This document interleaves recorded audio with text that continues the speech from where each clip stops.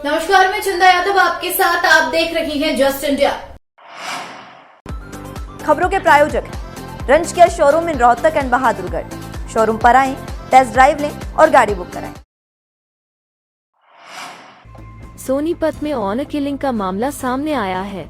गांव भदाना में एक व्यक्ति ने बुधवार सुबह 13 साल की बेटी की गला घोंटकर हत्या कर दी।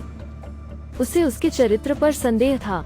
पुलिस ने सूचना के बाद किशोरी के शव को कब्जे में लिया और सिविल अस्पताल में पोस्टमार्टम कराया। डॉक्टरों ने बताया कि लड़की की गला दबाकर हत्या हुई है। मृतका कक्षा 9वीं की छात्रा थी। पुलिस के एसआई संदीप ने थाना सदर को सूचना दी थी कि गांव भदाना में एक किशोरी की संदिग्ध परिस्थितियों में मौत हुई है। परिजन उसका अंतिम संस्कार करने की तैयारी कर रहे हैं। पुलिस सूचना मिलते ही मौके पर पहुंची और शव को कब्जे में लेकर सोनीपत के सिविल अस्पताल में पोस्टमार्टम के लिए भेजा। पुलिस ने तुरंत ही उसके पिता को पूछताछ के लिए हिरासत में ले लिया। पुलिस अब यह पता लगाने में जुटी है कि पिता के साथ बेटी की हत्या में परिवार के कौन कौन सदस्य शामिल थे। आरंभिक पूछताछ में किशोरी की हत्या उसके पिता ने इज्जत की खातिर की है। उसे बेटी के चरित्र पर संदेह था। पठानिया पब्लिक स्कूल रोहतक में न्यू सेशन के लिए क्लास केजी फर्स्ट से लेकर +1 में एडमिशन शुरू हो गए हैं। सीबीएसई रिजल्ट में झंडे बुलंद करने वाले पठानिया पब्लिक स्कूल का रिजल्ट वर्ष 2021 से 22 में ऑल इंडिया में दूसरे नंबर पर रहा है। लगातार 37 वर्षों से शिक्षा के क्षेत्र में अलग जगाने वाले पठानिया पब्लिक स्कूल में अपने बच्चों का एडमिशन कराकर उनका भविष्य उज्जवल बनाएं। यमुनानगर के सहारनपुर रोड स्थित पश्चिम यमुना नहर में एक नवविवाहिता का शव नहर में तैरता हुआ मिला। सूचना मिलते ही पुलिस ने मौके पर पहुंचकर गोताखोरों की मदद से शव को नहर से बाहर निकाला। पुलिस ने नवविवाहिता का फोटो आसपास के थानों में भी भेज दिया, तो वही पुलिस ने शव को ट्रॉमा सेंटर में भिजवाया, जिसके बाद सूचना मिलते ही बूडिया क्षेत्र के कुछ लोग सिविल हॉस्पिटल पहुंचे और उन्होंने शव की शिनाख्त की। परिजनों ने बताया जा रहा है कि रूपा की शादी 21 नवंबर को पानीपत में हुई थी और इन दिनों वो मायके में कुछ दिन के लिए रहने के लिए आई थी। फिलहाल पुलिस ने शव का पोस्टमार्टम करवाकर परिजनों को सौंप दिया है।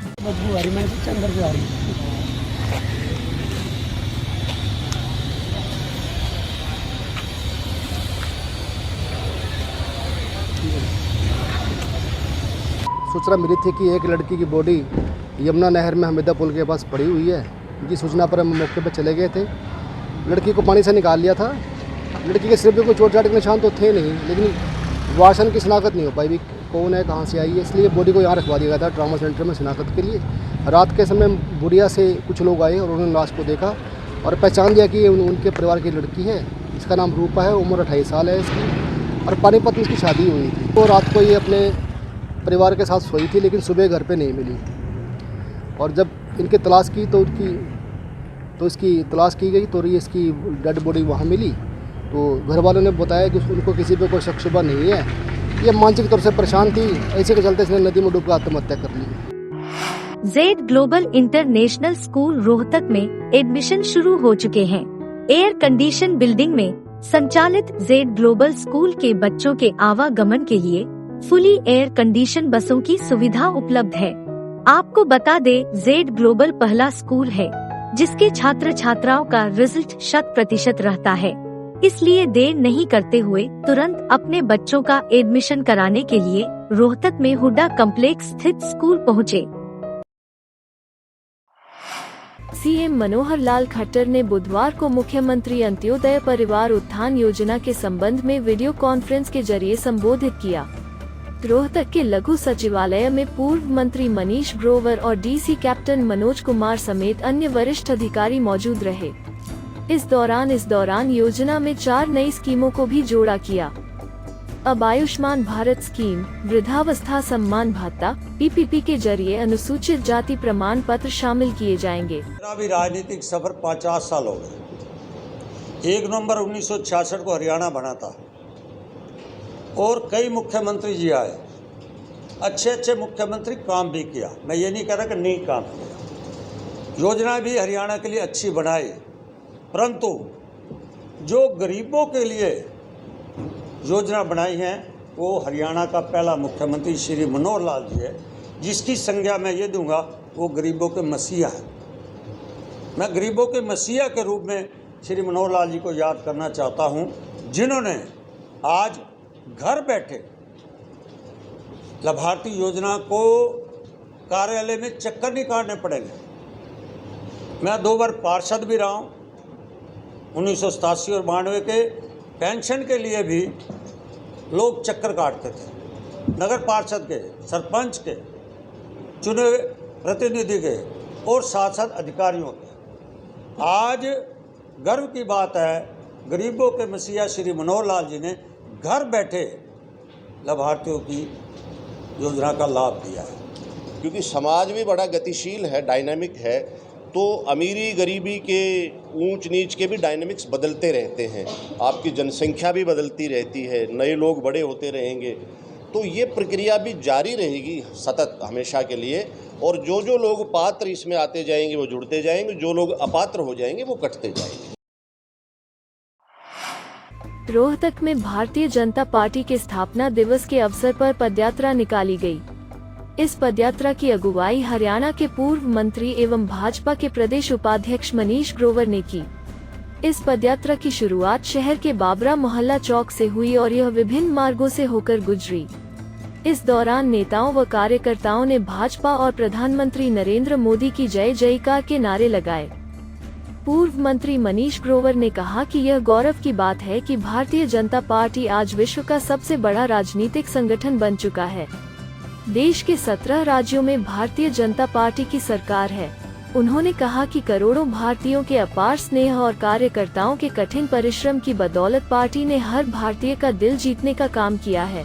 आज भारतीय जनता पार्टी का 42वां स्थापना दिवस है। उस रूप में अंदर हम पूरे देश के अंदर भारतीय जनता पार्टी स्थापना दिवस के रूप में मना रही है। इसी बीच में हम रोहतक के अंदर भी सभी सम्मानित कार्यकर्ता आज हमारे 42वें भारतीय जनता पार्टी को हम पद यात्रा द्वारा और देश के प्रधानमंत्री आदि मोदी जी जो देश की जनता को कार्यकर्ताओं को संदेश देंगे, और जो कार्यकर्ता हमारे बुजुर्गों का सपना था 370 धारा खत्म हो, 35 खत्म हो, वो हुआ।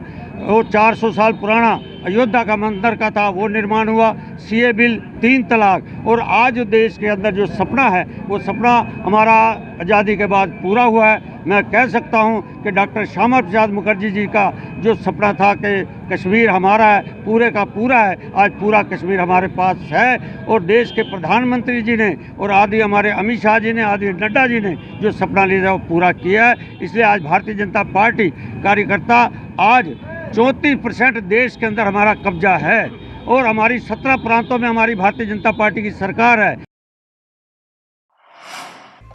जाट शिक्षण संस्था से रहबर ए आजम चौक छोटू राम जी की समाधि पर आज जाट शिक्षण संस्था बचाओ 51 सदस्यीय समिति की मासिक बैठक का आयोजन किया गया।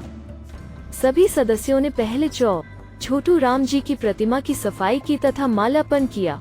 ज्ञात रहे कि कुछ दिन पूर्व आजीवन सदस्यों ने मिलकर चौक छोटू राम जी की समाधि की सफाई व जाट शिक्षण संस्था के संस्थापक मास्टर बलदेव की समाधि के खस्ताहाल को लेकर मुख्यमंत्री को पत्र भी लिखा था। बैठक का संयोजक एडवोकेट चंचल नांदल ने किया, जबकि अध्यक्षता खाप -84 के प्रधान हरदीप अहलावत ने की। तिलक नगर आर्य समाज के संयोजक सुखबीर आर्य ने मंत्रोच्चारण करके बैठक की कार्यवाही शुरू करवाई।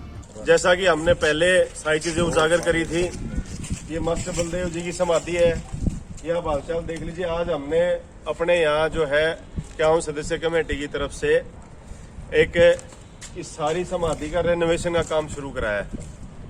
इसको सारी समाधि का जीर्णोद्धार करेंगे। हमने मीडिया के माध्यम से और सरकार को काफी इससे पहले कई बार हम अपना ज्ञापन दे चुके हैं, लेकिन सरकार के कानों पे कोई जू नहीं रहेंगी। तो आज हमने खुद ये काम अपना शुरू करा दिया। जो मास्टर बलदेव जी थे वो जाट शिक्षण संस्थाओं के संस्थापक सदस्य थे और उनका एक बहुत बड़ा योगदान था जाट संस्थाओं को खड़ा करने में। उनकी समाधि की जो हालात है वो आपने देखी, मैंने पहले भी दिखाई है।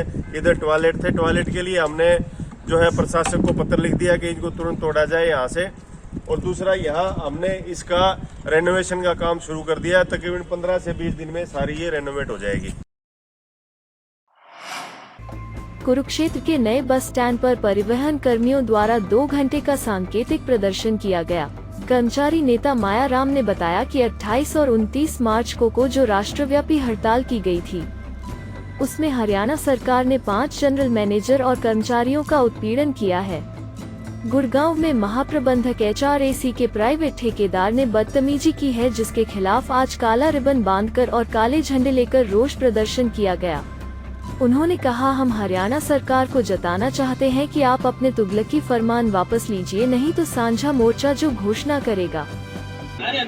प्रदेश के सांझे मोर्चे ने जो आज आह्वान किया है 2 घंटे का 10 से और 12 बजे तक प्रदर्शन का, 28 और 29 तारीख को जो राष्ट्रव्यापी हड़ताल थी, उस हड़ताल में जो हरियाणा सरकार ने हमारे 5 जनरल मैनेजरों को और कर्मचारियों का जो उत्पीड़न किया है, और गुड़गांव के अंदर महाप्रबंधक HRAC के साथ जो एक प्राइवेट ठेकेदार ने बदतमीजी की है, मिसबिहेव किया है, उसके खिलाफ आज का हमारा ये रोष प्रदर्शन है। इस रोष प्रदर्शन से हम सरकार को चेताना चाहते हैं, या तो आप अपने तुगलक फरमान वापस लीजिए, नहीं तो अभी तो राष्ट्रव्यापी हड़ताल थी, अब जो साझा मोर्चा घोषणा करेगा, हो सकता है वो चंडीगढ़ में परिवहन मंत्री का भी हो सकता है और मुख्यमंत्री आवास की तरफ कूच करने का भी आगे ऐलान हो सकता है। तो हमारी ये 2 घंटे की प्रदर्शन किया है, काले बिल्ले लगा के सरकार का विरोध कर रहे हैं हम, क्योंकि सरकार ने जो हड़ताल हुई थी उसमें हमारे कुछ GM के खिलाफ भी कार्रवाई की है और हमारे कर्मचारियों के खिलाफ भी कार्रवाई की है, और उधर एक GM को धमकी दी है, मारने तक की धमकी दी है। हम सरकार से मांग करते हैं कि उस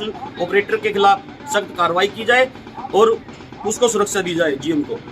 और जो भी हमारी संजय मोर्चा की मांगे हैं, बेड़े में 10,000 बसें लाना और 30-35-400 का पे स्केल देना क्लर्कों को और प्रचालकों को, और भी मांगे हैं जो 20 सूत्री मांगे हमने मुख्यमंत्री जी को दी हुई है, उन पर संजय मोर्चा के पदाधिकारियों को बैठा के बातचीत करें। आपका नाम? Satpal Mathana, minister staff association.